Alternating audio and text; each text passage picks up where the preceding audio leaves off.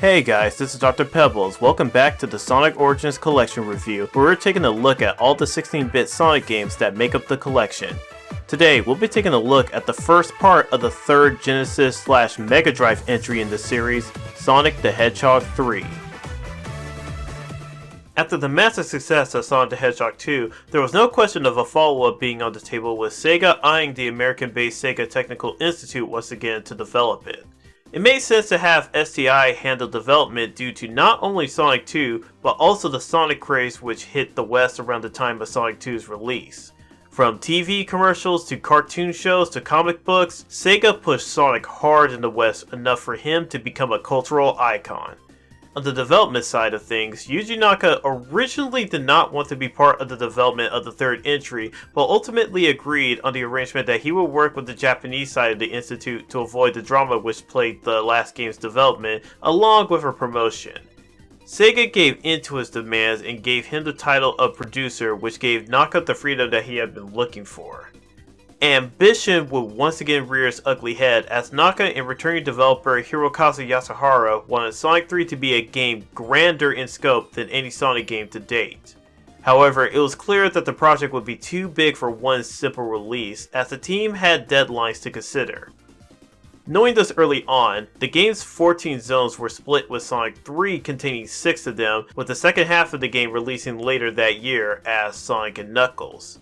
Speaking of Knuckles, he was conceived early in the development of Sonic 3 as the team wanted to introduce a rival character to Sonic. Another internal contest was held with Takashi Yuda's design winning. However, input from a focus group would change his original green color to red. Sega was also working out merchandising deals with Nike, which explains the added white swoosh to Knuckles' chest. The deal ultimately fell through, but the white swoosh remains to this day. Sonic the Hedgehog 3 takes place sometime after Sonic the Hedgehog 2's good ending, where Sonic and Tails travel to a mysterious island called Angel Island. Upon Sonic landing on the island in his super form, he is attacked by the new character Knuckles the Echidna. He not only knocks him out of his super form, scattering the emeralds on the ground, but also steals these emeralds and takes off with a chuckle. Now Sonic and Tails must explore this island to get back the emeralds from Knuckles, but quickly learn that Dr. Robotnik is once again up to no good with capturing small animals to power his machines. During their journey, they not only have to contend with Robotnik, but also Knuckles, who does everything in his power to inconvenience your journey. Along with Sonic's traditional moveset, he also gains access to a new move called the Instant Shield, which not only helps shield Sonic from damage for a short window, but also acts as an extended hitbox for his jump attack. With these new moves, a new island, focus on plot, and 6 new zones to explore, is Sonic the Hedgehog 3 a worthy follow-up to Sonic 2? And before I continue on with this review, let me address the elephant in the room. I know what you're thinking. But Doc, Sonic 3 is clearly supposed to be combined with Sonic and Knuckles to become a complete adventure! And yes, I am very much aware of that. However, both games were released separately, and I wanted to take a look at both individually since there were some key differences in the solo Sonic release compared with Sonic and Knuckles. Heck, at one point, Sega and Sonic Team made that distinction when promoting Sonic Generations with the level from Sonic and Knuckles, Sky Sanctuary. So with that in mind, I will not be covering the differences with Sonic and Knuckles as well as Sonic Origins release until the next review covering the second half of the journey. Now with all that out of the way, let's see what Sonic does right in the good. Right off the bat, one of the biggest highlights of Sonic 3 is the narrative presentation and transitions. In previous games, aside from Sonic CD, the moment you hit start, you're instantly dropped into the first level. With Sonic 3, however, you're given more context to Sonic's journey at the start with the cutscene I mentioned before. It doesn't stop with that either, as within the first level's first act, you're given a taste of the stage transitions with how you start off in the lush forest, and at the beginning of Act 2, the forest is engulfed in flames from Dr. Robotnik's attack. Where the transitions really come together is when you've completed a stage and see how exactly Sonic and Tails reach the next level, whereas in previous games they just end up there randomly. These transitions make the whole game feel connected, with each level leading into the next in interesting ways. Also, you know you have a gem on your hands when you get shot out of a cannon at a carnival and end up at the top of a snowy mountain where you snowboard down. The visuals also see a nice improvement over the previous game with more detailed environments to explore, which also come with their own visuals in both acts.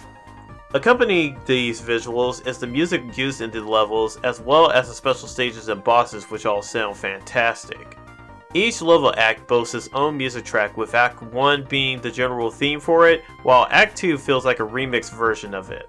Some credit to this composing can go to famed musician Michael Jackson, who was finally confirmed via a tweet from Yuji Naka that he had some input with the composing of the soundtrack, which we'll talk about another time. Another addition comes in the form of the mini-bosses, which now appear at the end of Act 1. It's a nice addition that adds to the challenge of the game and keeps players on their feet for what's waiting for them at the end of an act. Supersonic is once again obtainable in this game, though like the last game, you will need to collect all the 7 Chaos Emeralds once again through the special stages.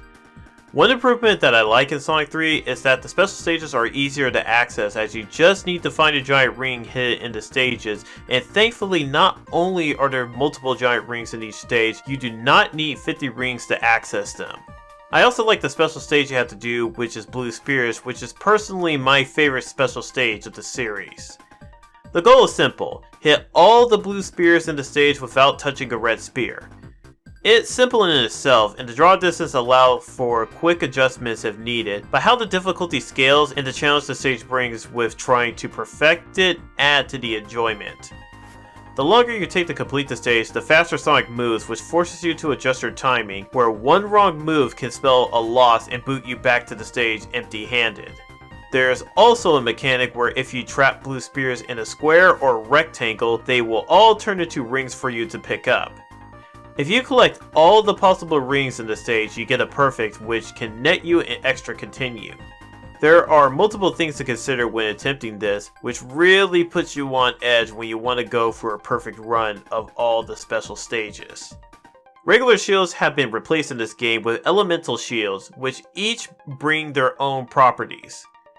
Flame shields allow you to touch fiery surfaces without taking damage. Lightning shields draw in nearby rings and allow you to touch electric surfaces, and bubble shields allow you to breathe underwater.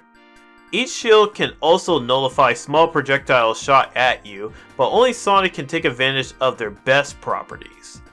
Sonic can use the Flame Shield for an aerial flame dash attack, the Lightning Shield grants you a double jump, while the Bubble Shield allows you to perform a bounce attack from above.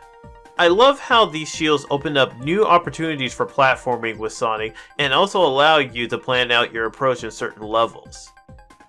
One last thing I want to bring up is how the game now features save slots.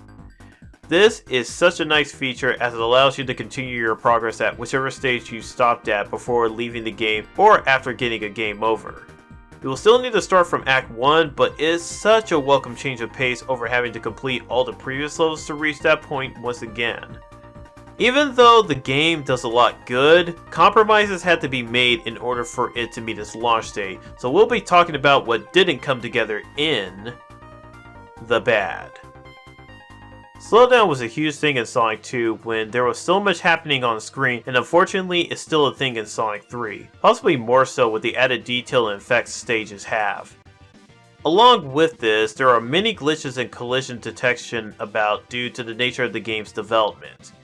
Some of the more standout ones I ran into include being able to utilize the Bubble Shield properties while transformed as Supersonic, the regular boss theme playing instead of the mini boss track in Hydrocity Act 1, and Tails flying down in Carnival Night Zone in his idle pose with a displaced tailcopter animation. There's also some bad collision detection as well, where Sonic got squished between two red barrels and did not die for some reason. One last thing I want to bring up is how Sonic's spin dash physics felt very wonky and unresponsive.